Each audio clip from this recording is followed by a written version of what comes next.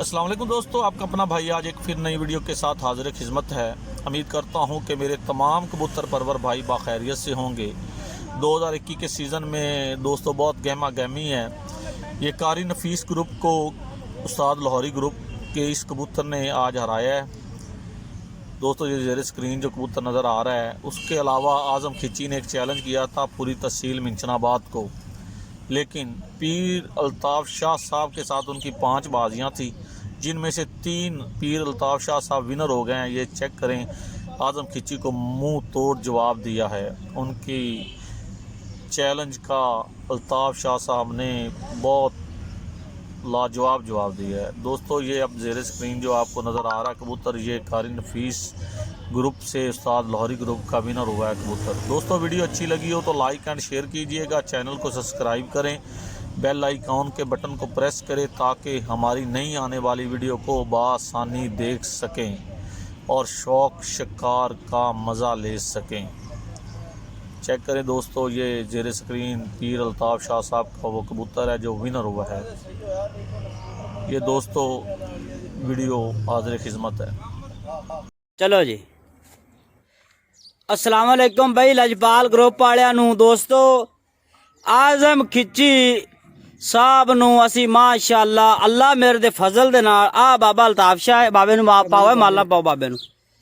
ए बाबा अल्ताफ़ शाह ने आज़म खिची नाल जनाब साडा हा चैलेंज 3 बाजियां होइयां।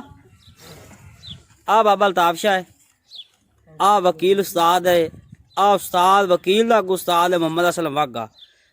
आ भाई इरफान खड़े ए आज़म खिची नूं जनाब चैलेंज किया, 5 बाजियां कीतियां, 5 बाजियां विचों अज फाइनल बाजी आई। असी अलहमदुलिल्लाह अल्लाह दे फजल नाल जित गए हैं।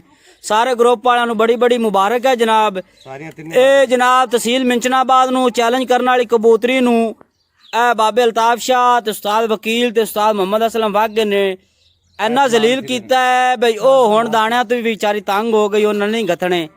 ते खिची साहब तुहाडे नाल फिर साडा चैलेंज है। साडा आ कबूतर वेल लाल सिरा, ये कबूतर जनाब वल्ले मोड़ भी उड़दा है ते 5 बाजियां भी होर उड़दा है। जे दिल लई तो बाहर आ, अल्लाह बलियां कर सी। एक बार थोड़ी मिट्टी मिट्टी ताड़ी तो मारो चा खिची आवाज सुन लो। आ खिची साहब बकलम खुद मैं आप हाँ। खिची साहब गल है तुसी आकार लिया, चैलेंज किया, आ मेरी कबूतरी है जी 50,000 लाख ते उड़दी है, ये है वो है। असी तुहाडा चैलेंज कबूल किया, तुहाडे चैलेंज नूं असी हराया। आ तुहानू साडी तरफों मुबारक है, तुहाडी घोड़ी मैदान दे विच अज मुड़ लेद कर गई ने। वो भी कितनी पतली आरफ लाहौरी ने छोड़ी थी 1:03 में बैठी है। जो इसका मुखालिफ कबूतर था वो 11:30 बजे आ रहा है। कल कबूतर 8 कबूतर उड़े थे और 8 कबूतरों में 1 कबूतर वापस मुड़ा था, वो कारी नफीस ने छोड़ा था।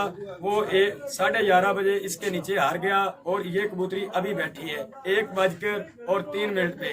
ये जवेद की कबूतरी है, उस्ताद आरफ लाहौरी ने छोड़ी थी मिंचराबाद से।